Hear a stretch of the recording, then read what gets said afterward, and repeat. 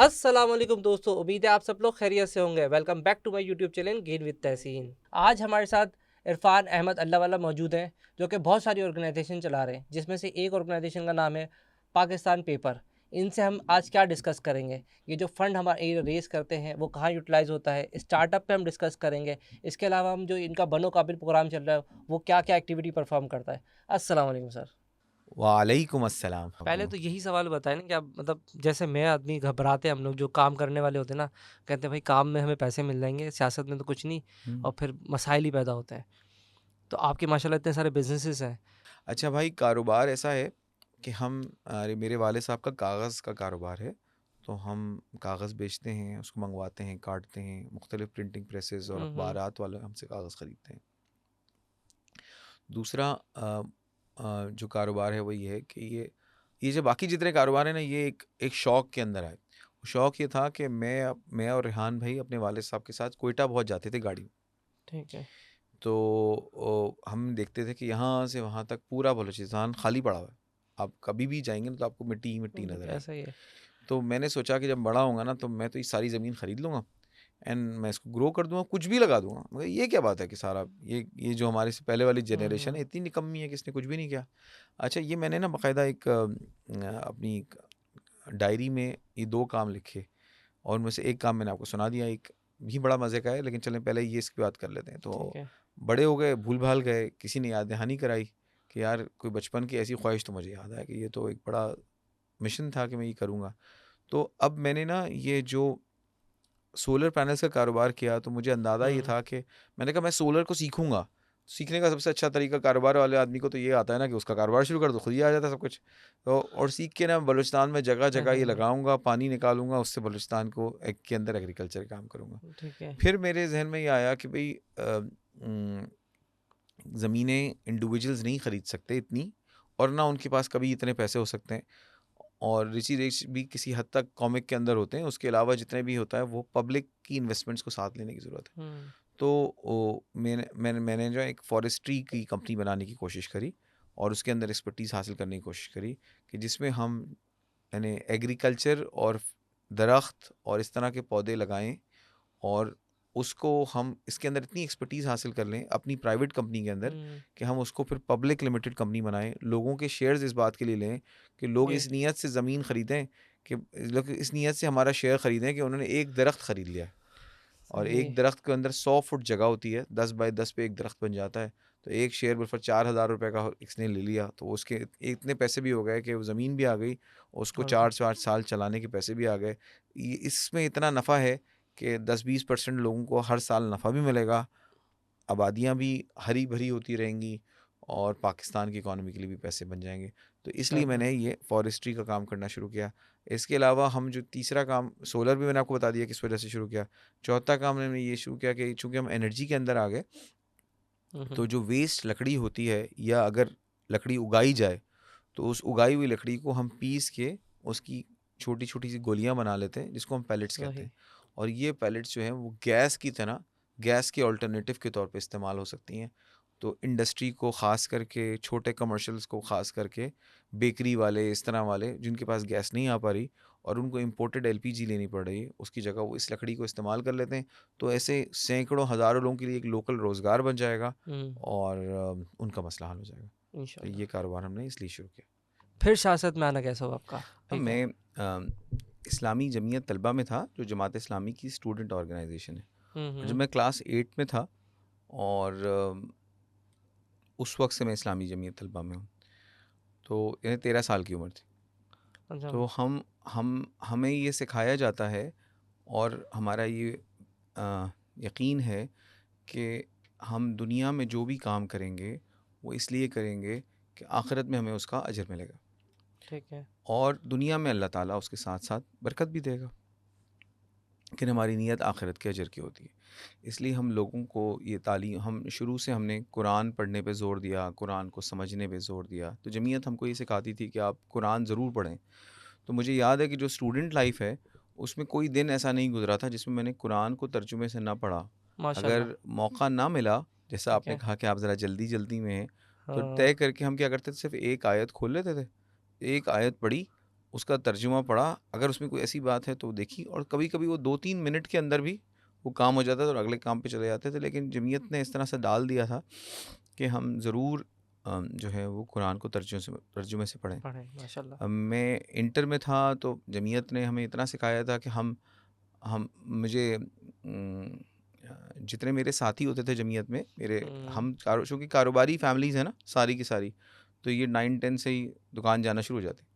सही। तो वो अ, अच्छा, मुझे चूँकि पढ़ने का थोड़ा शौक़ था और मैं उस वक्त मेडिकल डॉक्टर बनना चाहता था, तो मैंने उस तरह से दुकान जॉइन नहीं करी अपनी। ठीक है। तो उम, मेरे जितने बाकी साथी थे उनको मुझे गैदर करना होता था, और मैं जमीयत का नाज़िम था, तो मैं सोचता था कि मैं क्या करूं, ठीक क्योंकि है। इनके पास टाइम होता है रात 10 बजे के बाद, जो कि नॉर्मली दुकानदार हजरात के हुँ, पास होता है, और मेरे पास टाइम सारा दिन का होता था। तो फिर मैं और जमीयत अपनी एक्टिविटीज़ नॉर्मली जब दर्स करती और ऐसी चीज़ें करती तो ऐसे करती थी शाम 5-6 बजे, लड़कों के खेलने का जो टाइम होता है। तो ठीक है। हमारी फैमिलीज़ में चूँकि लोग जल्दी जल्दी दुकान वाले चले आते थे, हुँ, तो हमने फिर ये प्लान किया कि यार इसका कोई सलूशन निकालें। तो हम फजर की नमाज में जमा होना शुरू हो गए। ने कहा कि भाई हुँ, फजर की नमाज में आप लोग सब मिल लेते हैं, और मैं फजर की नमाज से पहले से निकल जाता था, और कोई सही। आधा घंटे पहले, और लोगों को उठाता रहता था, और वो फिर हम फजर की नमाज में एक मस्जिद है उसमें जमा हो जाते थे, मिल के कुरान पढ़ते थे, और कुरान पढ़ने के बाद हम जो नाश्ता है जो है वो मिल के कर रहे होते थे, नॉर्मली किसी के घर पे, और ख़ुद बना रहे होते। तो ये एक ठीक है। एक्टिविटी थी जिसके अंदर हम सारी डिस्कशंस भी कर लेते थे कि अगर दिन में कुछ करना है, कोई और टाइम निकालना है, कोई खेलना है, कुछ भी करना है। तो यही हमारी स्टूडेंट पॉलिटिक्स भी थी, सही। यही हमारी सियासत भी थी, और यही इसी तरह की सियासत हम करते हुए निकल रहे थे। उसके बाद फिर मुझे चूँकि पढ़ना ख़ासा होता था, तो मैं हुँ, लियाकत हुँ, लाइब्रेरी चले जाता था पढ़ने के लिए, कि जब पढ़ने का माहौल होता है, और शाम को तक पढ़ता रहता था जब सही। था। तो इस तरह से हुँ, हमने हुँ, इंगेज किया। अब इशू ये है कि आपने जैसे बताया कि भाई क्या आप ठीक सियासत है, में नए आए हैं, तो ठीक हम है। इन मायनों में सियासत में मैं बिल्कुल नया हूँ कि मैं किसी कैंडिडेट के तौर पे हुँ, खड़ा हुँ, हूँ। वैसे वो भी पहली दफ़ा नहीं हुआ। इस दफ़ा जो बल्दिया के इलेक्शंस हुए, जिसमें जमात इस्लामी ने अल्हम्दुलिल्लाह कराची में एक बहुत ज़बरदस्त कमबैक किया है, हुँ, हुँ, उस बल्दिया के इलेक्शन में मैं अपने इलाके से जमात इस्लामी की तरफ से यूनियन ठीक है। काउंसिल का चेयरमैन भी हूँ। सही। और हमें अल्हम्दुलिल्लाह बहुत लोगों ने बहुत अच्छी तरह से सपोर्ट किया, और फ्रॉम जनवरी हम इस काम को करना शुरू कर दिया। ठीक है। यहाँ तक कि अभी तक हमें अगर देखा जाए तो इख्तियारात प्रॉपर्ली अवेलेबल नहीं है, लेकिन अल्हम्दुलिल्लाह हमने काम शुरू किया हुआ है। और तो इस मायनों में उतना नया सियासतदान में नहीं हुआ, थोड़ा सा सही। पुराना हो गया कि मैंने नहीं, पिछले इलेक्शन में जो कि अभी जनवरी में हुए थे उसमें भी हिस्सा लिया था, और अल्हम्दुलिल्लाह बहुत अच्छी हमें कामयाबी मिली थी। ऐसा बिज़नेस में काफ़ी डिफ़िकल्ट नहीं होता आपके लिए सारी चीज़ें मैनेज करना? हाँ, असल में मेरे साथ ऐसा इशू था कि मुझे लगता है मेरे साथ नहीं बल्कि बहुत सारे बच्चों के साथ शायद ऐसे ही होता होगा। ये हमारे वालिदैन का कुछ ऐसा कमाल होगा कि उन्हें हमें बड़े-बड़े ख्वाब दिखा दिए थे। सही। तो हम लोग मैं तो एटलीस्ट बहुत कहानियाँ पढ़ता था, दिन में कोई 20-25 कहानियाँ पढ़ लेता था। तो ख्वाहिश उस वक़्त से यही होती थी कि शायद मैं सुपरमैन हूँ and I will change the world. हाँ, तो वो बड़े होते गए, और ख़यालात बदलते गए कि भाई नहीं, हम शायद सुपरमैन नहीं हैं, और सही। पता चलता गया कि हम सुपरमैन नहीं हैं। तो मैं ना अपनी रिची रिच की बहुत कॉमिक्स पढ़ता था। तो मुझे नहीं पता कि आज के नौजवान वो पढ़ पाते हैं नहीं पढ़ पाते, लेकिन रिची रिच का शायद कोई कॉमिक ऐसा नहीं होगा जो मैंने ना पढ़ा हो। उसमें ये बच्चा जो है वो एक छोटा सही। सा बच्चा होता है, और वो छोटा सा बच्चा जो है ना वो दुनिया का अमीर तरीन आदमी होता है। तो उसका जो टैग लाइन होती थी ना वही होती हुँ, थी, the hmm, poor little rich गाय। तो ठीक है। उसका अच्छा, वो मतलब वो इतना अमीर था कि उसके अमीर होना ही उसके लिए परेशानी का सबब बन गया था बहैसियत बच्चा। तो मुझे इसलिए बहुत अमीर आदमी बनने का भी बहुत शौक़ था, और इसलिए बहुत बड़ा कारोबारी बनने का भी बहुत शौक़ था। तो मैंने अपनी जो शुरू का पूरा टाइम है, हुँ, मेरी हुँ, उम्र ऑलमोस्ट 48 है। तो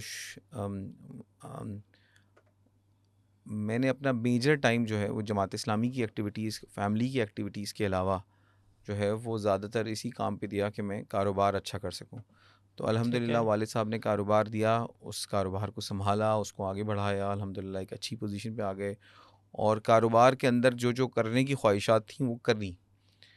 अब मेरा दिल ये है कि अल्लाह ताला मुझसे दूसरा काम ले ले, और अभी जी। कारोबार मेरे बच्चे इतने बड़े हो गए हैं कि वो इसको मैनेज कर लें और मेरा सिस्टम उसको मैनेज कर ले, और मैं जो हूँ ये सोशल एक्टिविटीज़ को बढ़ा दूँ और आखिरत के लिए इस तरह की एक्टिविटीज़ भी जमा कर लेंगे जिसमें लोगों की मदद की माशाल्लाह। सूरत में हम जो हैं वो एक बड़ी तब्दीली ला सकें।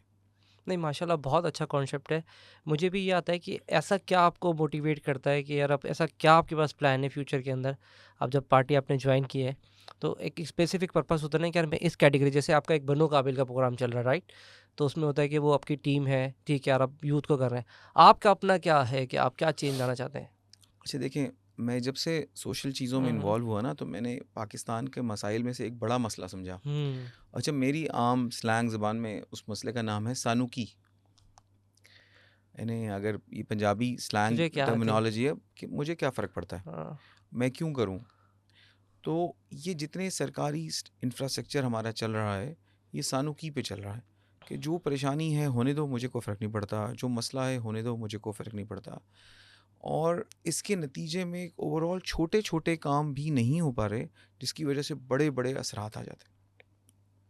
हमें लगता है कि चूँकि एज अ बिजनेसमैन हम अपनी दुकान के हाँ, चौकीदार भी बस होते हैं, हम अपने बिजनेस के फाइनेंस डायरेक्टर भी होते हैं। इस पे वैसे तो ही है। बहुत सारे मजाक है ना कि भाई जो इस तरह की कंपनी होती है उसमें डायरेक्टर फाइनेंस भी मैं हूँ, सब और वही होता डायरेक्टर है, ऑपरेशंस भी मैं हूँ, चौकीदार भी और मैं हूँ, चौकीदार भी मैं हूँ, और पियून भी मैं हूँ। सब होता है। बाकी तमाम जो स्टाफ है वो उनकी पोजीशन है, और जो नहीं होगा बंदा उसका मसला मुझे हल करना है।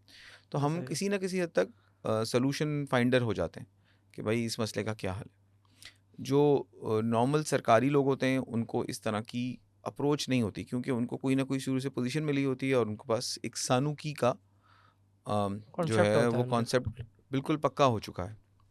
तो अगर बिज़नेस से ताल्लुक़ रखने वाले लोग जो कि अमली दुनिया के मसाइल को भी जानते हैं, जो कि टेबल की उस तरफ को भी जानते हैं, हुँ, अगर वो हुँ। टेबल के इस तरफ बैठेंगे तो जो है वो एक बहुत बेहतर एफिशिएंसी बन सकेगी, क्योंकि हम लोगों से वैसे तो काम लेते रहते हैं ना, हुँ, हुँ। और हायर्ड स्टाफ से काम लेते हैं। यही काम अगर हम सरकारी लोगों से लेंगे तो इंशाल्लाह ताला इनकी एफिशिएंसी में इजाफ़ा होगा, मसाइल हल होने की तरफ जाएँगे। अच्छा, अभी तक देखें हम आपने कहा कि खैर का काम करना है तो उसके लिए हाँ, हाँ। सियासत क्यों की जाए? तो मैं ये बताऊँ, जैसे हमारे इलाके में कल एक छोटा-सा इलाका है उमर कॉलोनी। कल हमने वहाँ एक छोटे-से दफ़्तर का इफ्तिताह किया और उनको बताया कि वो चूँकि मेरी यूनियन काउंसिल भी है, वैसे मैं अपनी यूनियन काउंसिल जो है इस इलाके से मैं खड़ा हूँ, वो मेरी यूनियन काउंसिल बिलुमूम नहीं है। बहुत छोटा-सा हिस्सा उमर कॉलोनी का है जो मेरी हुँ, यूनियन काउंसिल है, बाकी सब जो मेरी यूनियन काउंसिल है वो किसी दूसरी कॉन्स्टिट्यूंसी में आती है, और वहाँ हमारे सैफुद्दीन एडवोकेट साहब हैं।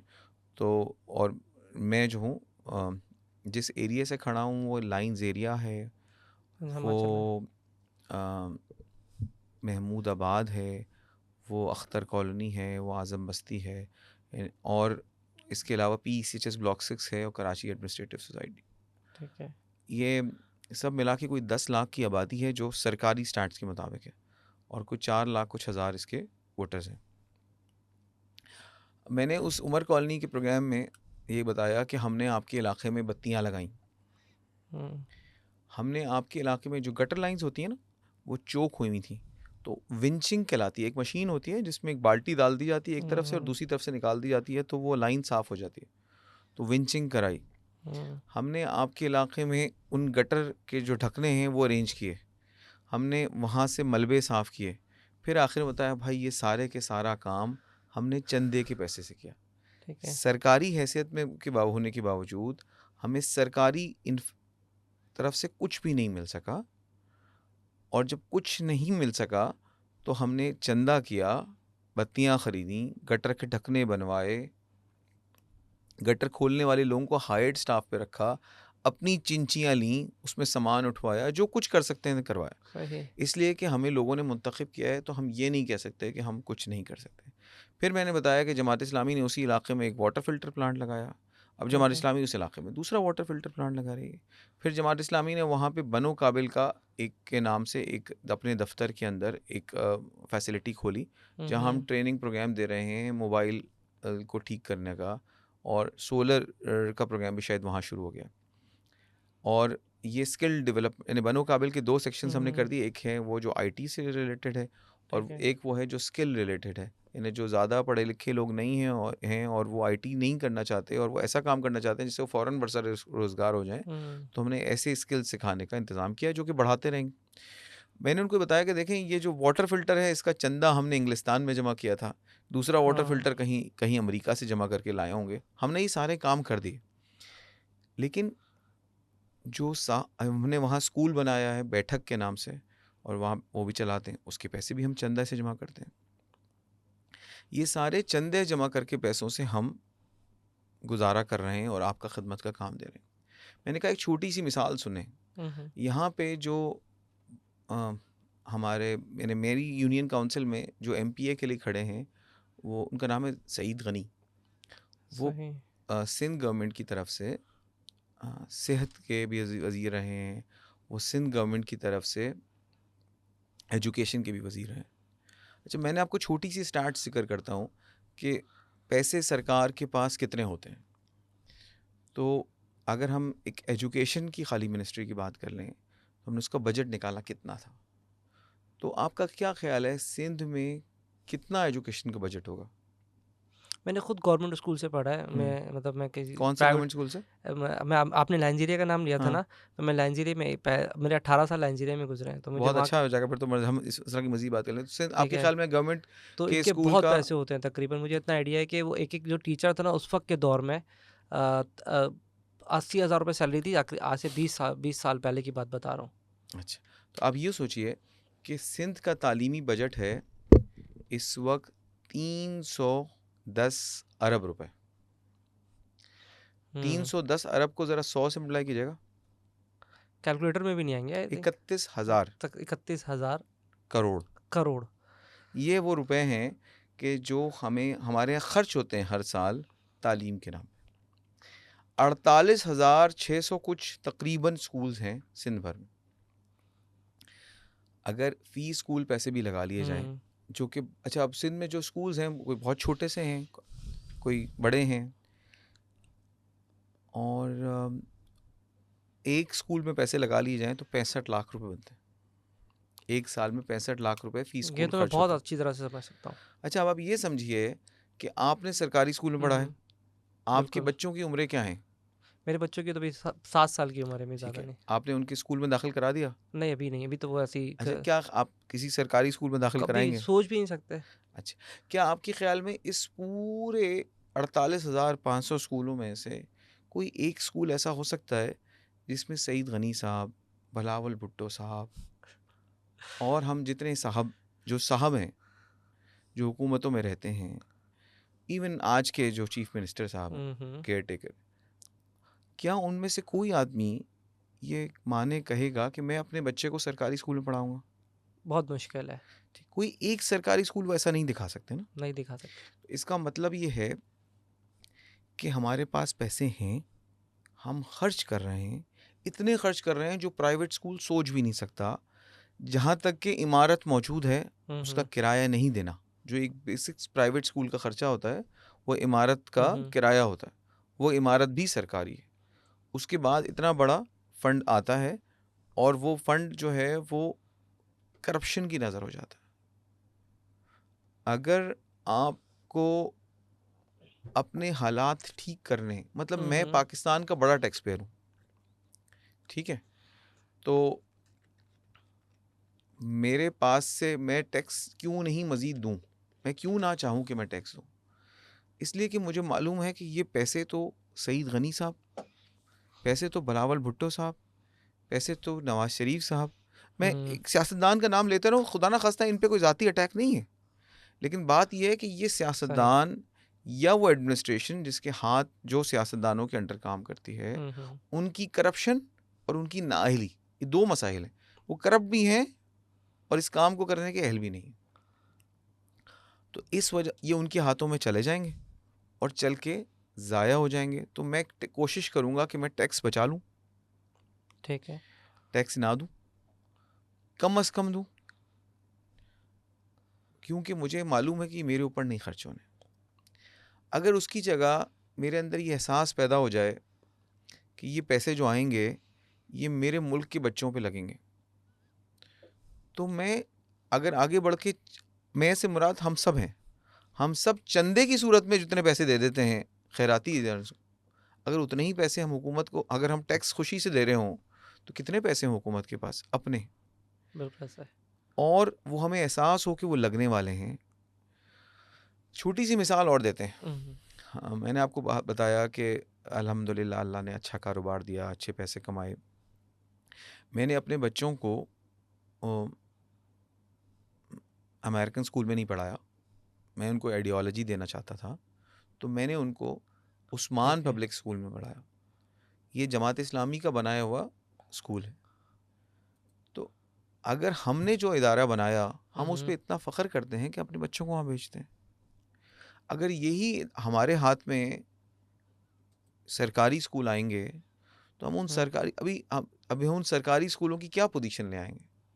अभी हमारे पास मलीर में आप लोगों ने शाह फैसल टाउन में शायद आपने सुना हो कि कुछ स्कूल्स ऐसे हैं जो बल्दिया के पास भी हैं, और वो ठीक है। टाउन्स की एडमिनिस्ट्रेशन उनको देखती है। तो आपके पास कभी नज़र गुजरी हो, नहीं तो मैं भेजूंगा, आप उसको एडिट करके डाल भी सकते हैं कि उस एक अभी हमें जनवरी में हुआ, जुलाई में इन्होंने हमें टाउन, जुलाई अगस्त में जाके इन्होंने हमें टाउन दिया।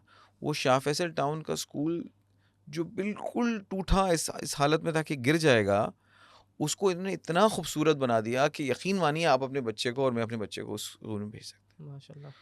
तो अगर हमारी ख्वाहिश क्या है, हमारी ख्वाहिश ये है कि हमारे पैसे ज़ाया होने से बचें, कौम के पैसे ज़ाया होने से बचें। जबकि हुक्मरान जो लोग हैं वो क्या चाह रहे हैं, वो ये चाह रहे हैं कि हमें गिरवी रखें, हमारे ठीक है। एयरपोर्ट को गिरवी रख दें, हमारी सड़कों को गिरवी रख दें, हमारे लोगों को गिरवी रख दें, और उनकी बुनियाद पे कर्ज लें। देखिए ना, ये ठीक कर्ज है। जो भी हमें मिलता है, हर साल हम इतना कर्ज अपना बढ़ा रहे हैं डॉलरों में, वो आपके ख्याल में लोग किसकी शक्ल देख के देखते हैं? वो पूछते हैं ना, वो किसी सियासतदान की, किसी ब्यूरोक्रेट की, किसी आर्मी ऑफिशियल की शक्ल देख के नहीं देते। वो तो पाकिस्तान की शक्ल देख के देखते हैं ना, कि ये 22, 24, 25 करोड़ लोगों का मुल्क है। ये 25 करोड़ लोग की जिम्मेदारी होगी कि ये वो पैसे वापस करेंगे।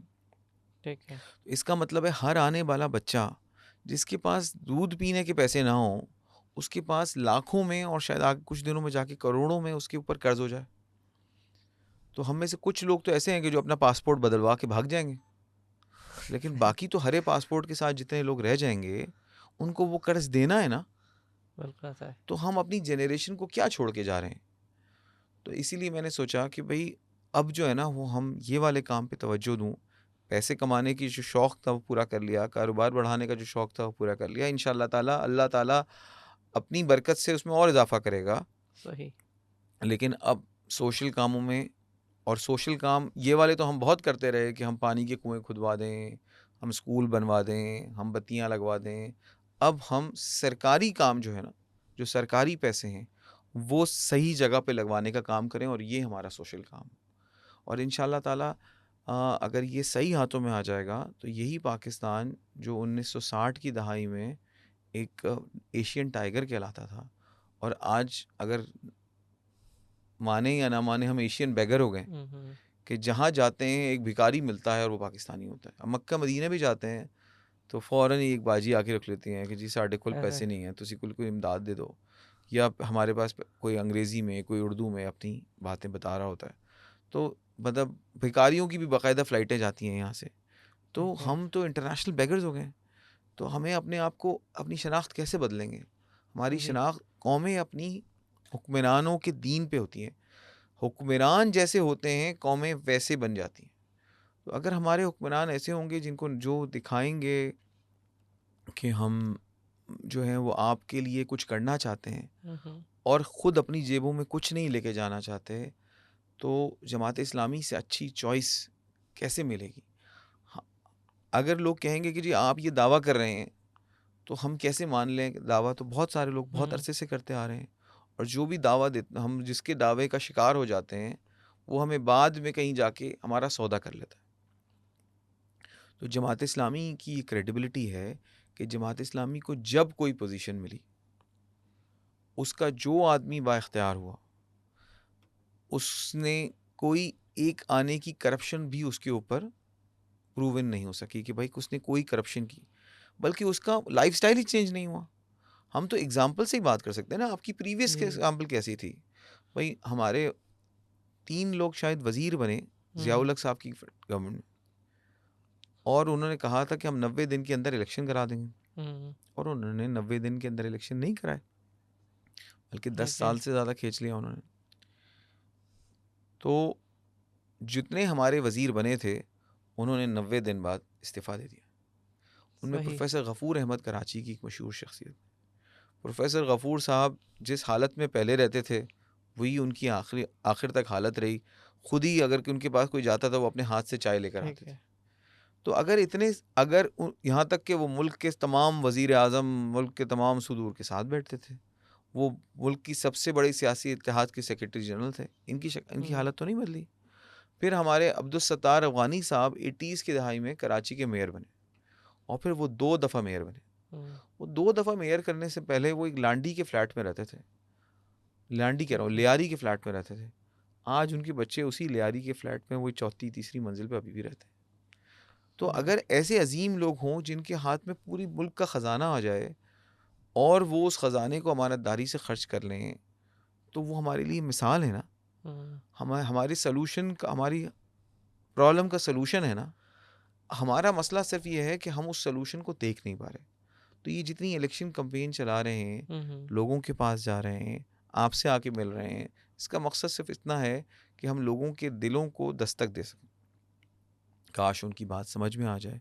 अगर उनकी बात समझ में आ गई तो उनका मसला हल हो हल हो जाएगा। जाएगा। इसीलिए हम बार बार समझा रहे हैं कि हल सिर्फ जमात इस्लामी।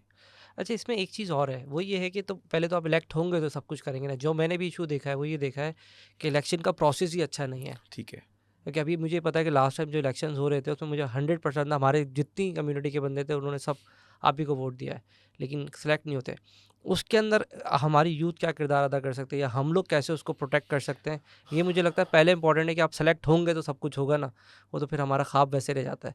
मुझे ऐसा लगता है कि यूथ को या हमारे लोगों को सबसे पहले इलेक्शन के प्रोसेस में आना चाहिए, खुद खड़े हो जाएं, क्या करें, उसमें आपकी क्या राय है कि क्या एक्शन कर सकते हैं? अच्छा देखिए, पहले तो हम ये समझ लें कि जमात इस्लामी अगर खड़ी भी हुई थी और इलेक्शन में हिस्सा भी लिया था, तो जैसे आपके इलाके ने भरपूर सपोर्ट करी ना, तो अल्हम्दुलिल्लाह आपके इलाके से हम जीते। आपके इलाके से हम यूनियन काउंसिल का चेयरमैन जीते। हम्म। आपके इलाके से हम टाउन का चेयरमैन जीते। हम्म। ठीक है, बल्दिया के अंदर हम जब जब मेयरशिप के अंदर हम गए तो पीपल्स पार्टी ने ये बेईमानी करी कि पीटीआई से जो लोग जीते थे उनको धौंस और धांधली के ज़रिए या लालच के ज़रिए ख़रीद लिया, पर इलेक्शन से पहले ही बता दिया था कि ये लोग वोट देने नहीं आएंगे। तो इसका मतलब ये तो प्रूवन गिल्ट है ना, कि दूसरी हम्म। पार्टी के आदमी की तरफ से मैं बता रहा हूँ कि वो नहीं आएगा वोट देने के लिए, वो नहीं आया। तो अब हम क्या कर सकते हैं? हम्म।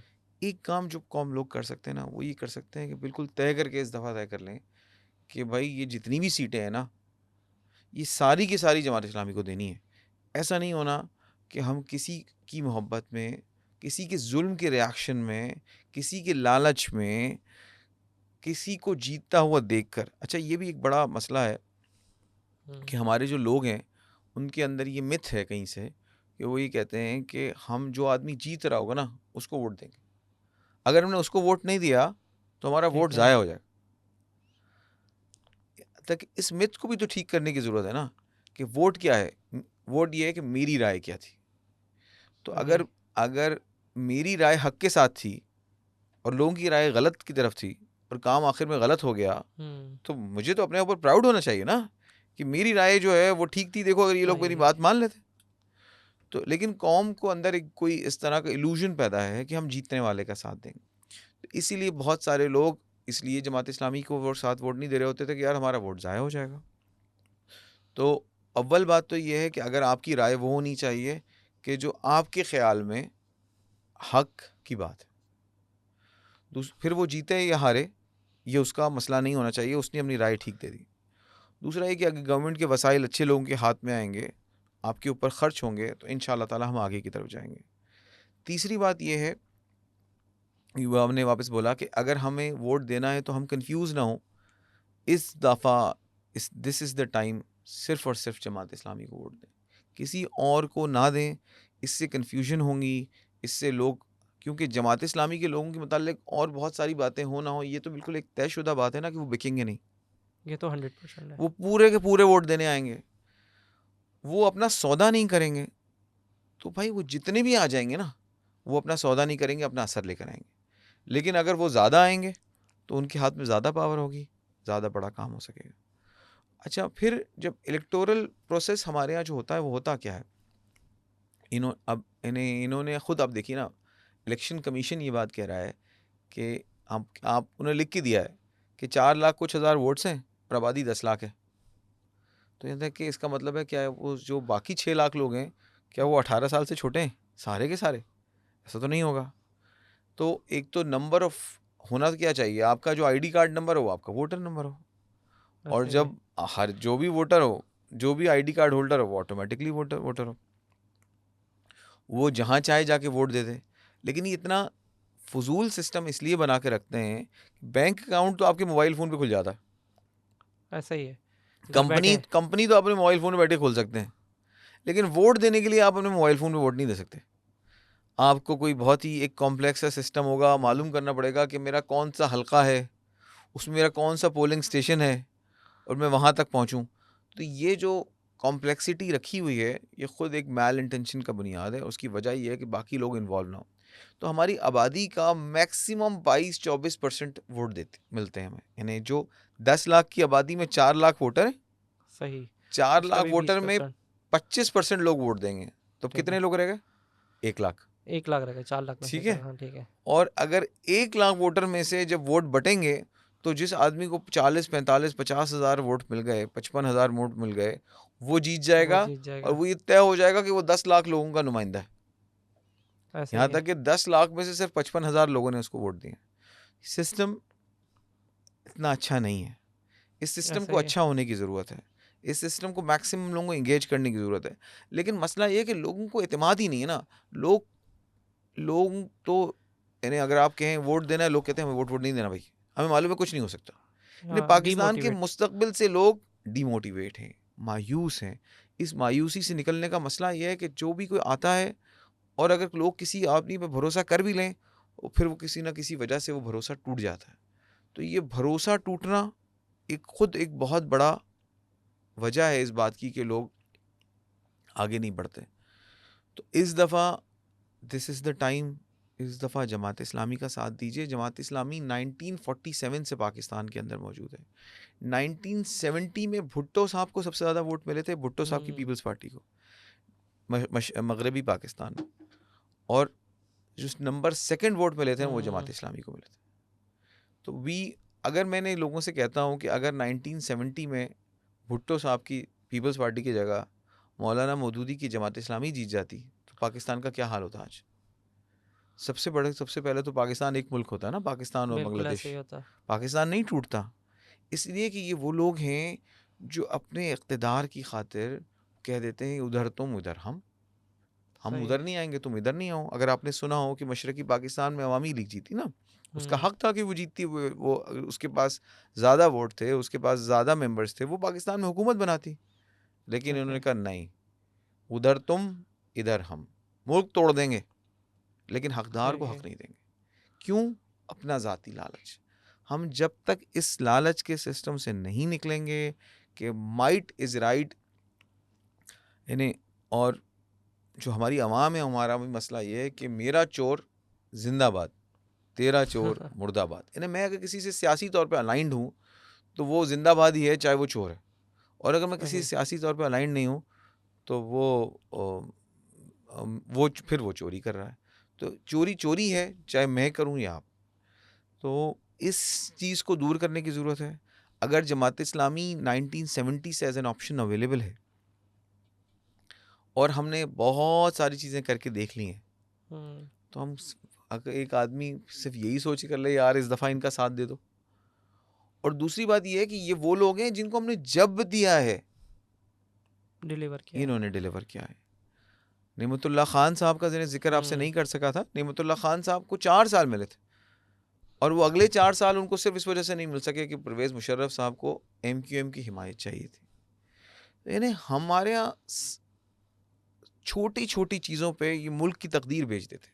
एक आदमी की ख्वाहिश, एक आदमी की का दिल, उसकी ज़ाती इक़्तिदार की को लंबा होना, उसके लिए करोड़ों इंसान की ज़िंदगी दाव पे लग जाती है।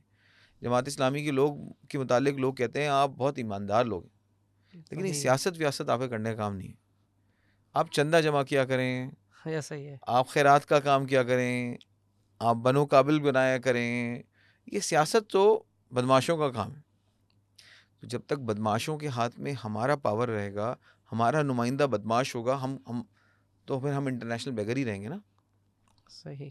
हमारा नुमाइंदा ऐसा होगा जिस पे हमें फ़ख्र हो, उसको हम पे फ़ख्र हो, हमें जिससे मोहब्बत हो, उसको हमसे मोहब्बत हो, तो इंशाअल्लाह ताला बहुत ही अच्छा हम पूरी कौम मिल के ना फिर तरक्की की तरफ चढ़ेगी। और ये जो हाँ। सीढ़ी मुस्तकिल हमारी नीचे की तरफ उतरने की है, ये इंशाअल्लाह ताला ऊपर की तरफ जाएगी। हाफिज़ नईमुर रहमान की सूरत में जमात हम्म। इस्लामी कराची ने एक बहुत अच्छा ऑप्शन दिया है कि इंशाअल्लाह ताला अगर हमें सिंध में भी सीटें मिलती हैं और हमें वफाक में भी सीटें मिलती हैं, तो हम जमात कराची की सीट्स आम तौर पे ना बड़ा एक यानी फ्रॉम 88 हम्म। होता ये है कि किसी एक पार्टी को इतनी सारी मिल जाती हैं कि वो फेडरल गवर्नमेंट को बनाने में और प्रोविंशियल गवर्नमेंट को बनाने में रूलिंग जो है ना उसकी सलाहियत होती है। तो वो एमक्यूएम को मिलती रही पहले, और एमक्यूएम जो है वो उस सीट्स का जाके कोई सौदा कर लेती थी और वो कहती थी ऐसा आपको ही है। देंगे अगर आप ये दे दें। हाँ। लेकिन वो ये कराची के लिए नहीं होता था, वो ये उनकी अपने लिए होता था। तो ये सिलसिला चलता गया और कराची का सौदा होता गया। तो कराची के लिए कोई कोई मरकज़ी सियासतदान, आप देख लें नवाज शरीफ साहब यहाँ पे इतनी दफ़ा वज़ीर आज़म रहे, कराची क्यों नहीं आते थे? नहीं उनको आता है। मालूम था ना कि कराची आके मेहनत करने की ज़रूरत ही नहीं है, मिल जाता है एमक्यूएम सीट। से सौदा कर लेंगे, सीटें आ जाएंगी साढ़े कुल। बेनज़ीर तो सिंध की हुक्मरान थी ना, हम्म। लेकिन उनको कराची से कुछ लेना देना नहीं था, इसलिए कि काम तो क्रेडेंशियल ही नहीं था ना। आपको सीटें चाहिए, वो एमक्यूएम से मिल जाएंगी, ठीक उनको है। उनसे सौदा कर लेंगे। आखिरी दफ़ा पीटीआई को इतनी सारी सीटें मिली, लेकिन आप हम्म। ये देखिए कि उन्होंने भी कराची के लिए क्या किया। मसला ये है कि हमें जितना इख्तियार मिलेगा, हम पूरे मुल्क की बात करते हैं, लेकिन अपने इलाके को के वोट्स को हम बेचने नहीं जाएंगे। उसकी बुनियाद पे इलाके की डेवलपमेंट की बात करेंगे, पाकिस्तान की डेवलपमेंट की बात करेंगे। अच्छा, आपके आजकल जो बहुत ज़्यादा एक गज़ा के ऊपर ज़्यादा होता है, इसका आपका सियासत के साथ कोई मतलब इम्पैक्ट पड़ता है इसके ऊपर? क्योंकि एक तो गज़ा का ऑब्जेक्टिव तो बिल्कुल डिफरेंट है। क्या ऑब्जेक्टिव है गजा का? मतलब गज़ा का तो अभी सियासतदान इन्वॉल्व नहीं होते ना, सिर्फ एक ये जमात इस्लामी सियासत। ये मेरा पर्सनल सवाल है, मैं चाहता था कि यार ये कोई मेरे सामने आया करे, क्योंकि कॉन्फ्लिक्ट आता है इसमें। जैसे जो हमारी फ़ौज या हमारे लोग इसमें भी इन्वॉल्व नहीं होते इस मामले में। ज़्यादा से ज़्यादा हम पानी की बोतल से लेबल हटा देते हैं, वैसे पर तो नहीं है। तो आपकी सियासत पे इसका इन्वॉल्व पड़ता है कि यार ये मैंने फिर कहा ना कि हमारा मसला ये हम्म। है कि हमारा दीन हमारी सियासत है। हम्म। हमारी सियासत हमारे दीन से ऊपर नहीं है, बल्कि हमारी सियासत हमारे दीन के लिए। हम्म। हमारे दीन ने हमको ये समझाया है कि तमाम मुसलमान आपस में भाई हैं, और उनको सही। उस तरह से तकलीफ़ होगी जिस तरह से किसी एक भाई को। या तमाम मुसलमान इस तरह से हैं जैसे एक जिस्म हो, जिस्म की किसी एक उंगली पे तकलीफ़ होगी तो नाक ये नहीं कहेगी कि मुझे तकलीफ़ नहीं हो रही, बल्कि पूरा हम्म। जिस्म जो है ना वो बता रहा होगा कि वैसे। तकलीफ़ है। अगर हमारी उम्मत के किसी एक हिस्से पे तकलीफ़ आएगी, तो हम उम्मत की पूरी उम्मत पे जो है ना वो उसके लिए खड़ी हो जाएगी, उसके लिए कोशिश करेगी, वो आँख सामने वाले की आंखों में आँख देगी, मसला हल हो जाएगा। आपने सुना होगा ना कि मिस्र में गज़ा में बहुत बड़े पैमाने पे इस वक्त सुरंगें मौजूद हैं और मुजाहिदीन वहाँ छुप जाते हैं। ऐसा तो ही ये है। सुरंगें कैसे आईं? इसलिए कि कुछ अरसे के लिए इखवानुल मुस्लिमून की हुकूमत आई मिस्र में, मुर्सी साहब की हुकूमत आई मिस्र में। तो अभी इस वक्त मिस्र ने गज़ा का रास्ता रोका हुआ है, बंद किया हुआ है। जब हमारी हुकूमत आई, तो जब इसराइल ने हमला किया गज़ा पे, तो मुर्सी साहब खुद पहुंच गए और कहा मैं तो यहाँ खड़ा हूँ। ठीक उन्होंने है। उनको उनके बारे में आता है कि उन्होंने उनको जो है ये जो सुरंग खोदने वाली मशीन है ये वहाँ उस वक्त निकली। हाँ। तो मैं फिर ये कहता हूँ कि जब हमारे हुक्मरान वो होंगे कि जो हमारे साथ जिनकी, अच्छा ये बताइए ना, चलें थोड़ी देर के लिए जमात इस्लामी को एक तरफ हाँ। करें, ठीक है। बाकी कराची की और पाकिस्तान की पूरी आवाम को क्या मसला है कि वो मैकडॉनल्ड्स का KFC का बाइकआउट करती है? इसका मतलब है उनका सेंटिमेंट सही है ना। सेंटिमेंट्स तो ये, लेकिन एक्शन नहीं कर पाते ना, ठीक है ना, क्योंकि मैं देखिए मेरे साथ ये कि हाँ उनके सेंटिमेंट्स तो यही है सेम ना, है, बिल्कुल सेम है। तो हमारे सेंटिमेंट्स क्या हैं जो हमारे अवाम के सेंटिमेंट्स हैं। मसला ठीक क्या है। है कि ये जो हुक्मरान है ये कौन लोग हैं? ये हुक्मरान वो लोग हैं कि जिनका सेंटिमेंट्स कौम के हम्म होना या ना होना फ़र्क नहीं पड़ता, ये एक हम्म अलग मखलूक है, ये हम में से नहीं है। ये हम में से निकलते भी हैं तो फ़ौरन वो वाला क्लब जॉइन कर लेते हैं। ये क्लब कौन है कि जो सौदेबाजी करके, चाहे वो अमेरिका से, चाहे वो किसी एस्टेब्लिशमेंट से, चाहे किसी और से, वो कहते हैं हमारी बात हो गई है, हम आ जाएंगे, सही। हमारी अंडरस्टैंडिंग पूरी है। तो ठीक है। इसीलिए कौम भी कहती है ये एक ऊपर का ड्रामा है, इससे हमारा कोई ताल्लुक ही नहीं है। ये इलेक्शन तो शायद कोई गिमिक है जो किया जा रहा है, और इसीलिए वो निकलते नहीं हैं। चूंकि वो वोट देने नहीं निकलते, तो वो 25% वोट जो निकल जाते हैं वही सब कुछ रूल कर देते हैं। अगर ये जो लोग गज़ा को सही समझते हैं और वो ये देखते हैं कि जमात इस्लामी गज़ा के साथ है, जमात इस्लाम जो तंजीम वहाँ लड़ रही है हमास, वो वहाँ की जमात इस्लामी है। तो अगर अगर हम हमास के साथ हैं तो इसका मतलब हम जमात इस्लामी के साथ हैं। वहाँ जो हमास के रूहानी लीडर थे शेख यासीन, वो हमारे रहनुमा हैं, हम आइडियोलॉजिकली उनको फॉलो करते हैं। तो अगर लोग शेख यासीन के साथ हैं, इसका मतलब है ऑटोमेटिकली वो जमात इस्लामी के साथ हैं। मसला ये है कि कौम चाहती है कि इस्लाम आए, वो इस्लाम वालों से डर जाती है। और वो डरती भी क्या है, लोग उनको डरा देते हैं, कहते हैं दाढ़ी वाले आ गए तो औरतों को घर बिठा देंगे, और वो उनको जो है ना वो टीवी को पर्दे पे लगा देंगे। ये ऐसा ऐसी डर। अप्रोच लोगों के जहन में बना दी गई है कि जिसकी वजह से लोग दीन तो चाहते हैं, दीनदार आदमी को नहीं। हुक्मरान नहीं चाहते। और इस मिथ्स को ठीक करना है। जमात इस्लामी एक ऐसा कॉम्बिनेशन है कि जिसमें हर तरह का फूल मौजूद है। हम चाहते हैं कि दीन की जो बुनियादें हैं उसमें आपस में लोग जमा हो जाएं। जो इख्तलाफी इश्यूज़ हैं उन पे हम ना बात करना चाहते हैं, ना हो उन पे वो जोर देना चाहते हैं। दीन की बरकत लोगों को मिले और दीन के ज़रिए लोगों को, यानी मैं और मिसाल समझाता हूँ। हज़रत उमर रज़ी अल्लाह ताला अन्हु के बारे में आता है, इस्लाम की एक नस है, इस्लाम का एक रूल है पावर कि जो है ना चोरी करेंगे तो उनका हाथ काट दिया जाएगा, जाके लोग डरें चोरी करने से और अमन अमान हो जाए। लेकिन एक ज़माने में जब कहत पड़ गया तो हज़रत उमर रज़ी अल्लाह ताला अन्हु ने उस सज़ा को मौकूफ़ कर दिया, यानी थोड़े अरसे के लिए वो सज़ा ख़त्म कर दी गई। सही। तो जवाब उसका ये दिया गया कि मेरा पहला काम क्या है, मेरा पहला काम है खाना खिलाना। मैं हुक्मरान ठीक इसलिए है। बना हूँ कि मैं खाना खिलाऊंगा। मैं खाना नहीं। ही नहीं खिला पा रहा। जब मैं खाना ही नहीं खिला पा रहा तो मैं हाथ कैसे काट सकता हूँ किसी का चोरी करने में?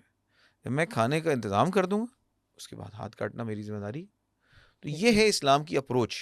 इस अप्रोच को समझना है, कौन सी चीज़ ज़रूरी है। हुक्मरान का काम क्या है? हुक्मरान का काम है लोगों के लिए आसानी पैदा करना, माहौल को ऐसा बना देना कि लोगों का खुद दिल चाहे कि वो नमाज़ पढ़ें। जैसे आज आपने कहा ना कि भाई पानी की बोतल जो है अगर हमें रखनी है सामने, तो हम एक्वाफीना की बोतल नहीं रख सकते, हमें पाकोला की बोतल ढूंढ के लानी पड़ेगी। क्यों? कि लोगों को एक्वाफीना पे गुस्सा है, लोग मल्टीनेशनल से नाराज़ हैं। इसी अंदाज में माहौल ऐसा बन गया है कि लोग KFC नहीं जाना चाहते, उसकी जगह कोई और अल्टरनेटिव बनाना चाहते हैं। हम माहौल ऐसा बना देंगे कि लोग नेक काम करना चाहेंगे, बुरे काम की तरफ नहीं जाना चाहेंगे। और अगर जो लोग जाएंगे वो उनके दिल। डरते हुए जाएंगे, शर्माते हुए जाएंगे, आंखें बजाते हुए जाएंगे। आज क्या है, खुला खुला। गुनाह करना आसान है, नेकी करना मुश्किल है। तो बस हम तो वाइस वर्सा इसको करना चाहते हैं, और खुद ब खुद और लोग जैसा हुक्मरान करते हैं वैसा करना शुरू हो जाते हैं। बस ये है सिंपल सी बात। हमारी गज़ा की जद्दोजहद हमारे दीन का हिस्सा है, हमारी सियासी जद्दोजहद हमारे दीन का हिस्सा है। हम ये चाहते हैं कि जिन मज़लूमों को के ऊपर जुल्म हो रहा है, और इस्लाम मौजूद होने के बावजूद, इस्लामी जमहूरिया पाकिस्तान होने के बावजूद इस्लाम को पे अमल करना नामुमकिन बना दिया गया है, उसकी जगह ऐसा बना दिया जाए कि हुकूमत का काम हो कि वो दीनी चीज़ों में को फैसिलिटेट करे, लोगों को फैशन में ले आए कि वो जो है वो उसमें आ नेकी जाए। करें। एंड में कोई आप, क्योंकि टाइम हमारे पास बहुत लिमिटेड हो रहा है, एंड में कोई आप मैसेज देना चाहे अच्छा अपना देखें, पूरा? एक कंपेन बिल्कुल। बड़ी फ़र्क हुई हमारे यहाँ ना, हमने एक फ़र्क सी चीज़ करी, हमने सोचा आपको बताते। फ़र्क सी चीज़ ये है कि हमारे पास जो आबादी है महमूदाबाद की, आज़म बस्ती की, मंजूर कॉलोनी की, ये इन सारी बस्तियों में इस वक्त बड़ा ज़बरदस्त कांटे का कंपटीशन है। पूरे कराची में कहीं आप जाएंगे तो आपको सियासी हालात ऐसे नज़र नहीं, बल्कि पूरे मुल्क में देखें ऐसा ही तो है। कोई झंडे झंडे फलाना ढमकाना नहीं नज़र आ रहा। लेकिन आप हमारी जब इस कॉन्स्टिट्यूंसी के इस हिस्से में जाएंगे ना पूरे कराची के, तो एक ज़बरदस्त कांटे का मुकाबला है। और सही। उसकी वजह यह है कि एक तरफ से MPA के लिए खड़े हैं सईद गनी साहब, और उनके मुकाबले में इरफानुल्लाह मरवत साहब GDA की तरफ से खड़े। सही। तो ये एक ऐसा कांटे का सा मुकाबला हो गया है कि आप जहाँ जाएँ झंडे भरे हुए हैं, बैनर भरे हुए हैं। हमारी भी ख्वाहिश है कि हम झंडे लगाएं, बैनर लगाएं, कुछ लगा भी रहे हैं, और उस पे पैसे जो खर्च कर रहे हैं वो भी चंदा जमा करके वो खर्च भी कर रहे हैं। लेकिन जो असल हमने ये सोचा कि हम इस मामले में इनका मुकाबला इसलिए नहीं कर सकते कि इन्होंने तो एक एक सड़क पे इतने इतने पैसे खाए हैं। अभी 31,000 हाँ। करोड़ तो हमसे बोला नहीं जा रहा। इसमें से पता चलता है ना कि जी एक एक टेबल 29,000 रुपए की सप्लाई हुई है, जो कि 9,000 की भी नहीं थी। और उस ऐसा ही है। 9,000 की तो उसकी वैल्यू थी, उनमें से अक्सर तो कागज़ में ही चली गई, कभी गई नहीं। तो ये जो पैसे हैं जिन लोगों के हाथ में हैं, इनसे हम इस चीज़ में मुकाबला तो नहीं कर सकते। तो हमने फिर मुकाबले के लिए स्ट्रैटेजी ये रखी कि हम बजाय इसके कि इनसे इस मुकाबला करें, हम लोगों को देने की तरफ जाते हैं, लोगों से मांगने का रवैया बदलते हैं। हम्म। तो मैंने ये सोचा कि बजाय, बल्कि मुझे ये मशवरा भी रेहान भाई ने दिया, रेहान अल्लाह वाला ने दिया, कि तुम ऐसा करो कि तुम इस आबादियों में ना बनो काबिल का के मराकज़ बना दो।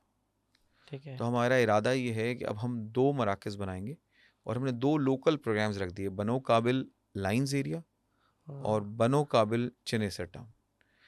इसके अंदर हमने, हमारा अपना गुमान है कि इंशाल्लाह हम 5-5 हज़ार बच्चे या उससे भी ज़्यादा बच्चे और बच्चियों को जमा करेंगे, इंशाल्लाह। उनको उनको इनरोल करेंगे, उनका टेस्ट लेंगे, और फिर प्रायोरिटाइज़ करके इन तमाम को 2 प्रोग्राम शुरू कर देंगे, एक IT ट्रेनिंग का प्रोग्राम हम्म। और एक स्किल डेवलपमेंट का प्रोग्राम।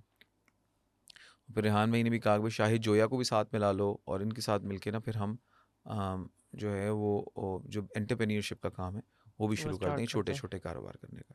तो इंशाल्लाह ताला हमने कहा हम इलाके में जीतेंगे तो इंशाल्लाह ताला ज़रूर, लेकिन जीतें या ना जीतें, इन इलाक़ों की सूरत हाल को तो हम आज से ही बदलना शुरू कर दें। सही। तो वो हम ये काम कर रहे हैं। बिल्कुल नौजवानों को हमने इस काम पे अलाइन कर लिया है, और आप देखेंगे सही। इंशाल्लाह ताला कि हम यहाँ एक बड़ी टीम जमा कर लेंगे, और इंशाल्लाह। उनको इस काबिल बना देंगे कि वो बजाय इसके कि सियासतदानों की उस पे आ जाएं कि मुझे फ़लाने से PDM की फ़लानी जमात की हिमायत करनी है इसलिए कि उसने मेरे आदमी को नौकरी दिलाई थी, या मुझे हम्म। फ़लाने आदमी की करनी है इसलिए कि उसने फ़लाने को नौकरी दिलाई थी, या उसने नौकरी दिलाने का आसरा किया हुआ है। हम्म। अगर मुझे, तो इस चक्कर से हम निकालेंगे, बल्कि इन तमाम को इस काबिल बना देंगे कि ये बच्चे खुद नौकरी ले सकें। और जैसे आपने एक मिसाल खुद बताई ना कि लाइन्स एरिया की गवर्नमेंट स्कूल में पढ़ा था, और आज मैंने इतने लोगों को खुद नौकरी पे रखा हुआ है। तो ये आपने न सिर्फ अपने लिए कुछ कमाना है, हम्म। बल्कि अपने माहौल के लिए, अपने शहर के लिए, अपने मुल्क के लिए कमाना है। तो हम इनको इस काबिल बनाने की कोशिश कर रहे हैं, और यही हम्म। हमारी सियासत हो जाएगी, यही हमारी इलेक्शन कैंपेन हो जाएगी इंशाल्लाह ताला। तो ये समथिंग डिफरेंट हो जाएगा। गज़ा के हवाले से भी इसी तरह हमने बहुत सारी मुज़ाहिरे किए, कैंपेन्स की, इमदाद जमा करी, जहाज़ यहाँ से रवाना किए इमदाद के। हम्म।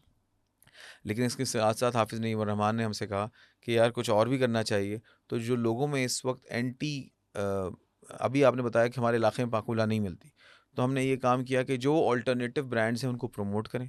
उसके लिए जमात इस्लामी ने 20 और 21 तारीख को, कल और परसों, एक्सपो सेंटर में एक हाँ। का जो है वो हमने एग्जीबिशन रखी है, जिसमें तमाम अल्टरनेटिव ब्रांड्स को जो है ना वो हमने बुलाया है, और उसका नाम रखा है मेरा ब्रांड पाकिस्तान। तो मेरा ब्रांड हाँ। पाकिस्तान हाफिज़ नईम उर रहमान की सरबराही में हमने यहाँ पे कर रहे हैं। इंशाल्लाह ताला तमाम लोगों को उसमें आने की दावत है, और इस तरह के एक्टिविटीज़ के ज़रिए हम ये अगेन ये छोटे छोटे काम हैं, लेकिन इन छोटे कामों के ज़रिए हमारी सियासत यही है कि हम लोगों की इनिशिएट कर मदद रहे हैं। करें, हम अमली सॉल्यूशंस दें। हम्म। और जब ये अमली सॉल्यूशंस चंदे से निकल जाएंगे ना, और ये हुकूमत की ताकत का हिस्सा बन जाएंगे ना, तो ये मल्टीप्लाई हो जाएंगे। बल्कि मल्टीप्लाइंग इफ़ेक्ट तो कुछ और कहते हैं, वो कहते हैं ना कि उसके ऊपर स्क्वायर लग जाएगा। तो वो इंशाअल्लाह ताला हम हुकूमत की ताकत को हासिल करने की पूरी कोशिश करेंगे। ये सिर्फ इसलिए करेंगे कि लोगों का भला हो सके, लोगों को इस बात का एहसास दिलाना हमारी कैंपेन है कि भाई हल सिर्फ जमात इस्लामी है, या कराची का निशान जमात इस्लामी है, कराची का निशान तराजू है। अगर ये सब कुछ हमने कर लिया तो हम समझते हैं कि इंशाल्लाह। हमने एक अच्छी कैंपेन चला ली। और इसमें हमें दुआओं की ज़रूरत भी है, इसमें हमें दवाओं की इंशाल्लाह। ज़रूरत भी है। आपको एक किस्सा और सुना दूँ। हज़रत यूसुफ़ अलैहिस्सलाम के एक के नाम पे एक सूरत है सूरह यूसुफ़। इसमें अल्लाह ताला बताते हैं कि ये एहसनुल कसस है। मैं आपको अल्लाह ताला इस तरह कहते हैं, मैं किस्सा सुना रहा हूँ और ये सबसे अच्छा किस्सा है, अहसनुल कसस। तो उस किस्से की तफसीलात को मुख्तसर करते हुए हज़रत यूसुफ़ अलैहिस्सलाम को जेल में बंद करा दिया गया था, और ये कहा गया, उन पे इल्ज़ाम लगाया था ख़वातीन ने कि इन्होंने हमारे साथ ज़्यादती करने की कोशिश करी। जो वक्त का अमीर था उसको एक ख्वाब आया, और उस ख्वाब में उसने देखा कि 7 गायें जो हैं वो दूसरी 7 गायों को खा रही हैं। तो उन्होंने उसकी तशरीह मालूम करने की कोशिश करी। तो हज़रत यूसुफ़ अलैहिस्सलाम के साथ जेल में एक साहब कैद थे, उनको पता था कि यूसुफ़ अलैहिस्सलाम के अंदर इस बात की सलाहियत है। उन्होंने अमीर को बताया कि आप इनसे पूछवा लें। जब उनको उन्होंने बुलवाने की कोशिश करी तो उन्होंने कहा, नहीं, मैं ऐसे तो नहीं आऊँगा, पहले मुझे क्लैरिफाई करो। तो उनका क्या क्लैरिफिकेशन, कि मुझ पे जो इल्ज़ाम लगा था ये झूठा था। और तो उन ख़वातीन से पूछा गया, इतने साल गुजर चुके थे, उन्होंने बिलाखिर इतराफ़ कर लिया कि हाँ, हमने इन पे झूठा इल्ज़ाम लगाया। अब उनको पूरे इज़्ज़त व इकराम से बुलाया गया बादशाह के पास या अमीर के पास। माज़रत भी की गई कि हमारी तरफ से ये ज़्यादती हुई, और उनसे बताया गया कि इसकी तशरीह बता दीजिए, इस वाक़े का, इस ख़्वाब का क्या मतलब हो सकता है। तो उन्होंने बताया कि जो 7 साल आपके पास आएंगे, खूब बारिश होगी, खूब ग़िज़ा निकलेगी, खूब गंदम होगी, और अगले साल जो 7 साल आएंगे वो 7 साल कहत रहेगा। तो उन्होंने कहा, अच्छा, ये तो बड़ा मसला है। और आप सोचिए उस वक्त की ज़माने की टेक्नोलॉजीज़ अवेलेबल भी नहीं थी कोई स्टोरेज की।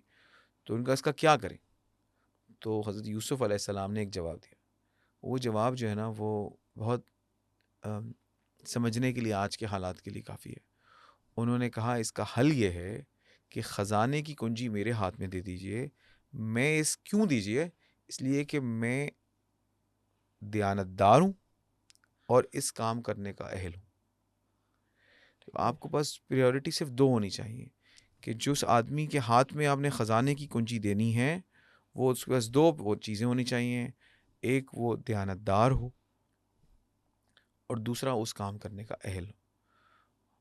ये बात अगर हमने उस वक्त उनकी समझ में आई, उन्होंने हज़रत यूसुफ़ अलैहिस्सलाम को वो ताकत दी, और उन्होंने उस गंदम को स्टोर किया और इस तरह से मैनेज किया कि वो 14 साल तक वो गंदम चली और लोगों का वक्त गुजर गया।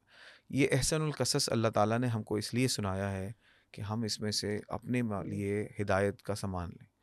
तो अगर हमने दयानतदार और अहल लोगों को मुंतखब कर लिया, तो इंशाअल्लाह ताला हमारी ये इंशाल्लाह। पाकिस्तान की गाड़ी सही से चलने लगेगी। एक हुँ, सवाल मेरे पास है, हुँ, हम लोग मस्जिद में जब भी चंदा देते हैं ना, वो हुँ, सवाब के लिए देते हैं। हुँ। आपके पास जो चंदा जाता है वो किस किस एरिया में जाएगा? सवाब में जाएगा, सियासत में जाएगा? बताइए कि मेरे दिल में हुँ, कैसे, क्योंकि हुँ, आपने 3-4 दफ़ा चंदे की बात हुँ। करी ना। देखिए ना, अभी अभी तक मैंने जिस चंदे की बात करी, हुँ, हुँ। ये वो चंदा था कि जो लोग हमें वाटर फ़िल्टर प्लांट के लिए देते हैं। सही। ये वो चंदा था कि जो लोग हमें स्कूल बनाने के लिए देते हैं। हुँ, ये वो चंदा था कि जो हमने बिलाखिर लोगों को समझा दिया कि यहाँ ये बहुत मसला है, तो इतने पैसे दे दीजिए कि हम यहाँ हुँ। बत्तियाँ लगा दें। सही। रोशनी करना बहुत बड़ी नेकी है। लेकिन हम जब ये इलेक्शन कैंपेन चला रहे हैं, आप का सवाल तो ये है कि उसके लिए अगर हम आपको पैसे दें, तो वो चंदा किस नीयत किस से होगा? नियत में जाएगा? हाँ, तो यही। देखिए, इन्नमल अमालु बिन्नियात, आपके जो भी अमल होगा, वो आप उसका सवाब आपकी नीयत की बुनियाद पे होगा। अगर आप जमात इस्लामी के लोगों को इलेक्शन कैंपेन चलाने के लिए, पॉडकास्ट करने के लिए, इश्तिहार चलाने के लिए पैसे देंगे, इस नीयत से कि मेरी बड़ी वाह-वाह हो जाएगी और ये इक़्तिदार में आने वाले हैं। ज़्यादातर बिज़नेस तो इसीलिए देते हैं ना, अमेरिका में भी ऐसे ही बिज़नेस में होता है, लोग पैसे देते हैं अमेरिकन इलेक्शंस में, और वो इसी नीयत से देते हैं कि जब वो जीत जाएँगे तो हमारे काम करा देंगे। ऐसे ही होता है। और अगर आप इस नीयत से देंगे कि जनाब ये जमात इस्लामी वाले अमानतदार और अहल लोग हैं, अगर ये आ जाएँगे तो मेरी कौम के लोगों के लिए अच्छा हो जाएगा, इसलिए मैं इनकी मदद करूँ, सही। और मैं इसलिए मदद करूँ कि अल्लाह मुझे उसका अजर दे, तो मेरा ख़्याल है कि आपका और अल्लाह का मामला है, अल्लाह ताला आपको मायूस नहीं करेगा। इंशाल्लाह इंशाल्लाह। और एक और आखिरी सवाल है, हम्म, जैसे आपने अभी बिल्कुल बॉटम लेवल के लोगों को तो कर रहे हैं, हम्म, स्टार्टअप देखा होगा अपने इंडिया में बहुत ज़्यादा है, हम्म। कोई इस तरह का भी कोई प्लान है फ्यूचर में आपका स्टार्टअप का हाँ, मैंने कि बताया था आपको कि रेहान भाई का ही आइडिया था।